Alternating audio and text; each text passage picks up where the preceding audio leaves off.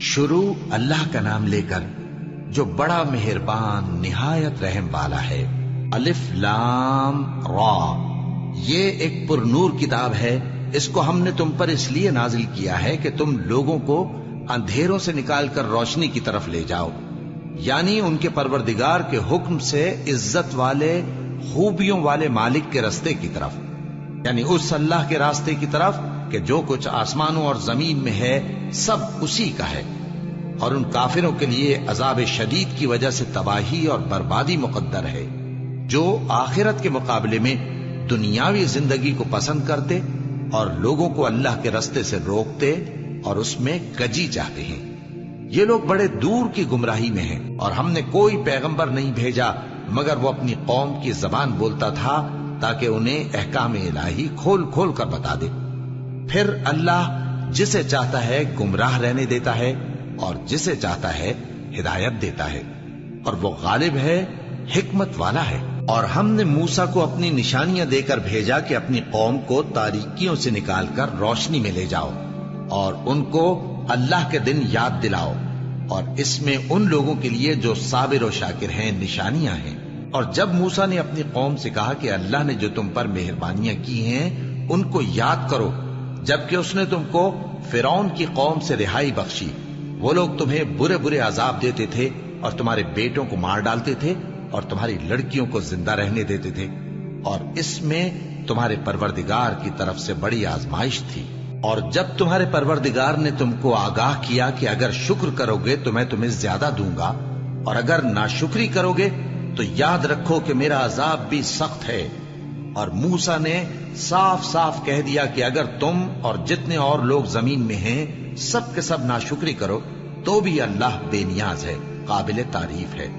بھلا تم کو ان لوگوں کے حالات کی خبر نہیں پہنچی جو تم سے پہلے تھے، یعنی نوح اور عاد اور سمود کی قوم اور جو ان کے بعد تھے، جن کا علم اللہ کے سوا کسی کو نہیں۔ جب ان کے پاس ان کے پیغمبر نشانیاں لے کر آئے تو انہوں نے اپنے ہاتھ ان کے منہوں پر رکھ دیے کہ خاموش رہو، اور کہنے لگے کہ ہم تو تمہاری رسالت کو تسلیم نہیں کرتے، اور جس چیز کی طرف تم ہمیں بلاتے ہو ہم کو اس میں بھاری شک ہے۔ ان کے پیغمبروں نے کہا، کیا تم کو اللہ کے بارے میں شک ہے جو آسمانوں اور زمین کا پیدا کرنے والا ہے؟ وہ تمہیں اس لیے بلاتا ہے کہ تمہارے گناہ بخشے اور ایک مدت مقرر تک تم کو مہلت دے۔ وہ بولے کہ تم تو ہمارے ہی جیسے آدمی ہو، تمہارا یہ منشا ہے کہ جن چیزوں کو ہمارے بڑے پوجتے رہے ہیں ان کے پوجنے سے تم ہمیں روک دو، تو اچھا کوئی کھلی دلیل لاؤ، یعنی معجزہ دکھاؤ۔ پیغمبروں نے ان سے کہا کہ ہاں ہم تمہارے ہی جیسے آدمی ہیں، لیکن اللہ اپنے بندوں میں سے جس پر چاہتا ہے نبوت کا احسان کرتا ہے، اور ہمارے اختیار کی بات نہیں کہ ہم اللہ کے حکم کے بغیر تم کو تمہاری فرمائش کے مطابق معجزہ دکھائیں، اور اللہ ہی پر مومنوں کو تو بھروسہ رکھنا چاہیے۔ اور ہم کیوں اللہ پر بھروسہ نہ رکھیں حالانکہ اس نے ہم کو ہمارے دین کے سیدھے رستے بتائے ہیں، اور جو تکلیفیں تم ہم کو دیتے ہو اس پر ہم صبر کریں گے، اور اہل توکل کو تو اللہ ہی پر بھروسہ رکھنا چاہیے۔ اور جو کافر تھے انہوں نے اپنے پیغمبروں سے کہا کہ یا تو ہم تم کو اپنے ملک سے باہر نکال دیں گے یا تم ہمارے مذہب میں واپس آ جاؤ۔ بس ان کے پروردگار نے ان کی طرف وحی بھیجی کہ ہم ظالموں کو ہلاک کر دیں گے اور ان کے بعد تم کو اس زمین میں آباد کر دیں گے۔ یہ اس شخص کے لیے ہے جو قیامت کے روز میرے سامنے کھڑے ہونے سے ڈرے اور میرے عذاب سے خوف کرے۔ اور پیغمبروں نے اللہ سے فتح چاہی اور ہر سرکش ضدی نامراد رہ گیا۔ اس کے پیچھے دوزخ ہے اور اسے پیپ والا پانی پلایا جائے گا، وہ اس کو گھونٹ گھونٹ کر کے پیے گا اور گلے سے نہیں اتار سکے گا، اور ہر طرف سے اسے موت آ رہی ہوگی مگر وہ مرنے میں نہیں آئے گا، اور اس کے بعد سخت عذاب ہوگا۔ جن لوگوں نے اپنے پروردگار سے کفر کیا ان کے اعمال کی مثال راکھ کی سی ہے کہ آندھی کے دن اس پر زور کی ہوا چلے جو اسے اڑا لے جائے۔ اسی طرح جو کام وہ کرتے رہے ان پر ان کو کچھ قابو نہ ہوگا۔ یہی تو پرلے سرے کی گمراہی ہے۔ کیا تم نے نہیں دیکھا کہ اللہ نے آسمانوں اور زمین کو تدبیر سے پیدا کیا ہے؟ اگر وہ چاہے تو تم کو نابود کر دے اور تمہاری جگہ نئی مخلوق پیدا کر دے۔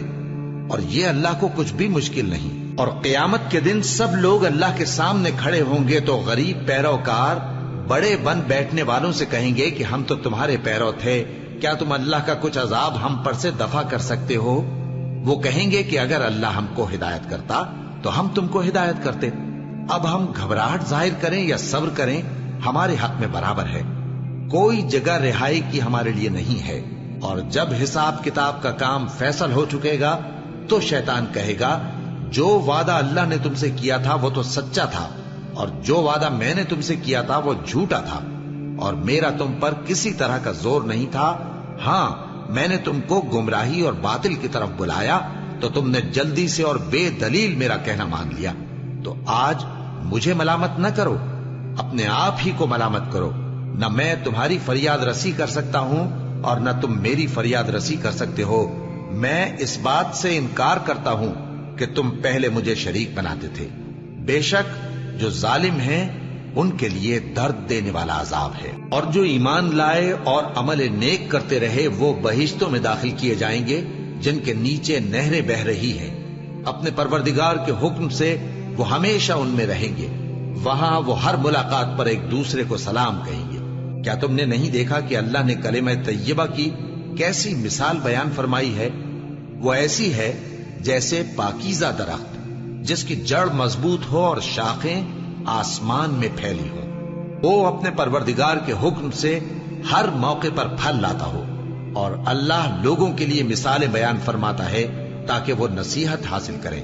اور ناپاک بات یعنی غلط عقیدے کی مثال ناپاک درخت کی سی ہے کہ وہ زمین کے اوپر ہی سے اکھیڑ کر پھینک دیا جائے، اس کو ذرا بھی قرار و ثبات نہیں۔ اللہ مومنوں کے دلوں کو صحیح اور پکی بات سے دنیا کی زندگی میں بھی مضبوط رکھتا ہے اور آخرت میں بھی رکھے گا۔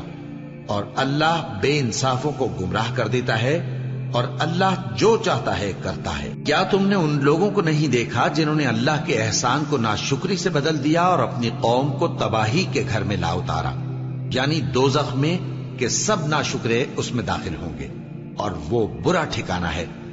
اور ان لوگوں نے اللہ کے شریک مقرر کیے کہ لوگوں کو اس کے رستے سے گمراہ کریں۔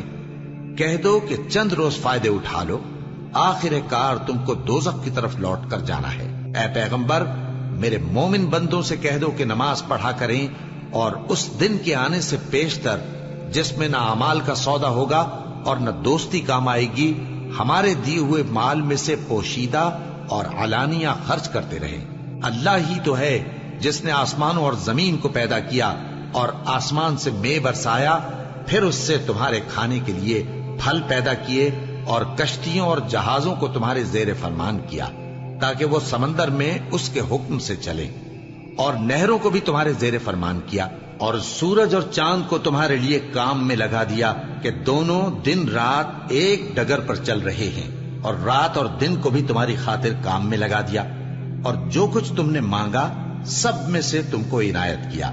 اور اگر اللہ کے احسان گننے لگو تو شمار نہ کر سکو، مگر لوگ نعمتوں کا شکر نہیں کرتے۔ کچھ شک نہیں کہ انسان بڑا بے انصاف ہے، ناشکرا ہے۔ اور جب ابراہیم نے دعا کی کہ اے میرے پروردگار، اس شہر کو لوگوں کے لیے امن کی جگہ بنا دے اور مجھے اور میری اولاد کو اس بات سے کہ بتوں کی پرستش کرنے لگیں بچائے رکھیو۔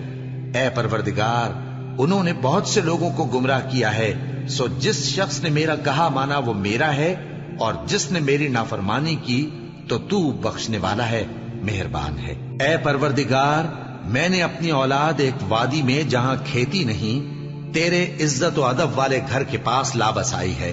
اے پروردگار، تاکہ یہ نماز پڑھیں سو تو لوگوں کے دلوں کو ایسا کر دے کہ ان کی طرف جھکے رہیں، اور ان کو میووں سے روزی دیتے رہنا تاکہ تیرا شکر کریں۔